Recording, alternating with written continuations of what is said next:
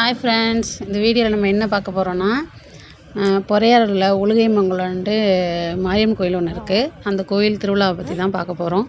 அந்த கோயிலுக்கு வந்து பங்குனி மாதம் ஆரம்பிப்பாங்க. பங்குனி மாதத்துலேருந்து சித்திரை 15ஆந்தேதி வரைக்கும் நடக்கும். ஃபுல்லாக நடக்காது, சண்டே மட்டும்தான் நடக்கும். ஞாயிற்றுக்கிழமை நடக்கும். 5 வாரம் ஞாயிற்றுக்கிழமை நடக்கும். அதில் எந்த வாரம் வேணாலும் பால் எடுத்துகிட்டு போய் எல்லா பக்தர்களும் அம்மனுக்கு செலுத்துவாங்க. நாங்களும் அந்த மாதிரி ஒரு வாரம் போவோம்.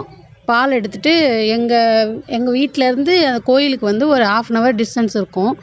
அது நாங்கள் நடந்து தான் போவோம் பால் எடுத்துக்கிட்டு. எங்கள் ஹஸ்பண்டோட தம்பி, அவங்க அக்கா பசங்க, அக்கா பொண்ணு எல்லோரும் பால் எடுத்துகிட்டு நடந்து போவோம். நடந்து போயிட்டுருக்கையில் தான் இது குறுக்கு வழி. இது வயலில் இறங்கி நடந்து போவோம். மெயின் ரோட்டில் நடந்து போனால் கொஞ்சம் தூரமாக போகிற மாதிரி இருக்கும். இது குறுக்கு வழி, அதனால் வயலில் இறங்கி நடந்து போவோம்.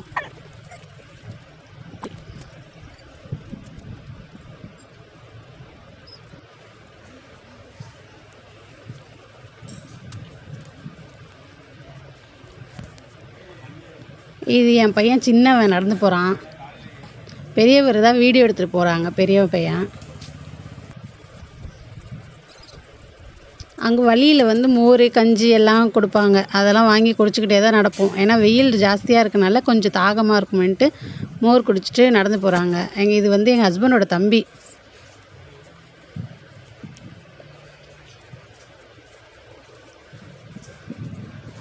அது போகிற வழியில் அந்த பொறையாறில் வந்து உங்களுக்கு பழைய வீடெல்லாம் நிறையா இருக்கும். பழைய காலத்து வீடெல்லாம் அதெல்லாம் வீடியோ எடுத்துகிட்டே போயிருக்கான். கோயிலுக்கு வந்தாச்சு. இந்த கோயிலில் வெளியில் வந்து இந்த இதெல்லாம் வந்து இந்த கால், கை இதெல்லாம் வேண்டிட்டு சில பேர் வாங்கி வைப்பாங்க. அதனால் அதெல்லாம் விற்றுட்ருக்காங்க. கோயில் உள்ளே வந்தாச்சு. கோயிலில் நிறைய பேர் மாவிளக்கு போடுவாங்க, பால் எடுத்துகிட்டு நடந்து போவாங்க. அப்புறம் குழந்தைகளை வச்சு பாடைகளை வச்சு இழுத்துட்டு போகிற மாதிரி ஒரு வேண்டுதல் இருக்கும், அதுவும் செய்வாங்க.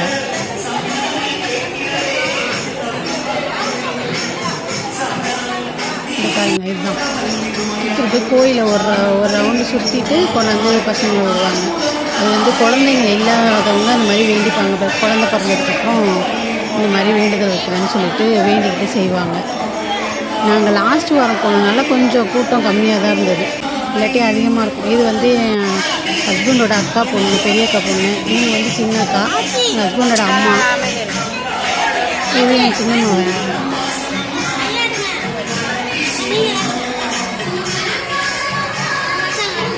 இது என் ஹஸ்பண்டோட அக்கா பையன். இது எங்கள் ஹஸ்பண்டோட பெரிய அக்கா. நாங்கள் எல்லோரும் ஒன்றா சேர்ந்து தான் கோயிலுக்கு வருவோம் எப்போவுமே. அங்கே கஞ்சிலாம் காய்ச்சி ஊற்றுவாங்க, அது காய்ச்சிட்டு காய்ச்சிட்டு நாங்கள் மாவு பிசைஞ்சிட்டு இருக்கும்போது பால் குடம் வந்ததுன்னு சொல்லிட்டு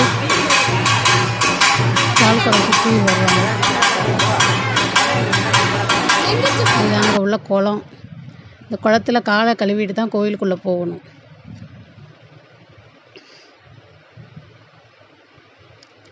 முடிச்சுட்டு வந்தாச்சு பஸ்ஸில் ஏறி.